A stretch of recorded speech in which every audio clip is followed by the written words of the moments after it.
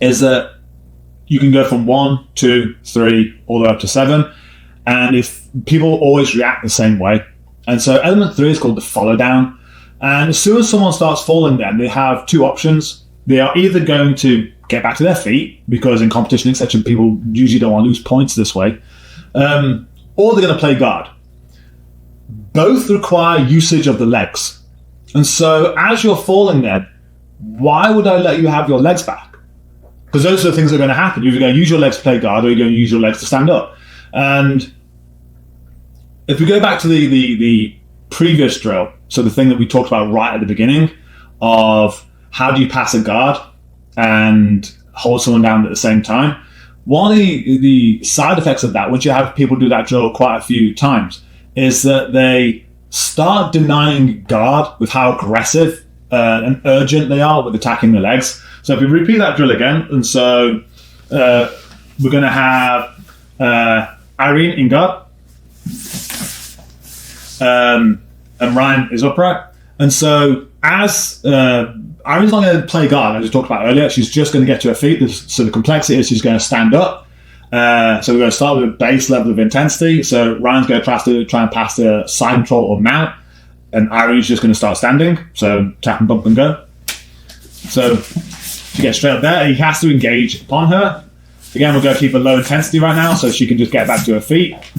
And then we're going to increase the intensity over time. But as you saw there, as the intensity increases then, so now like we'll up the intensity a little bit just to show what I mean.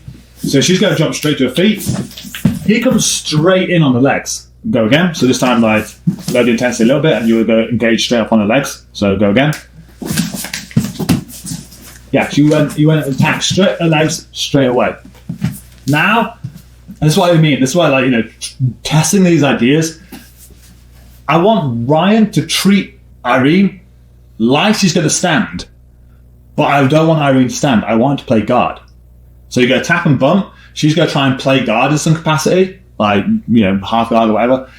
But Ryan's going to mistreat her legs like she's going to stand. Like, he's going to have that same level of urgency. So I mean, so they tap and bump, and he smashes her legs straight away.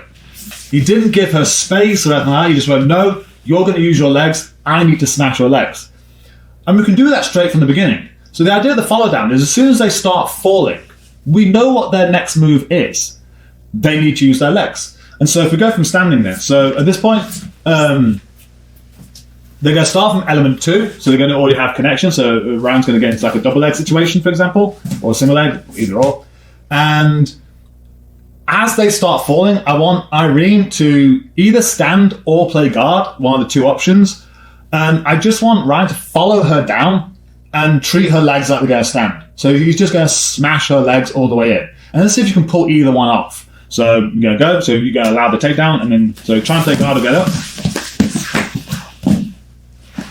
Yeah, she's got no guard, she's got no legs, and she wasn't expecting that kind of level of urgency to start smashing up her legs. And this is the basis of the idea of the follow down, is that we know what the next move is going to be. There's no point waiting to see what it is. It has to involve her legs, so we just target the legs. So I noticed that also a weird anomaly in all of this. So part of teaching this in seminars, etc., is I ask for these drills. I know where this is going to go. We're going to talk about in the last section about how to create these drills. But what I noticed was that people would break fall.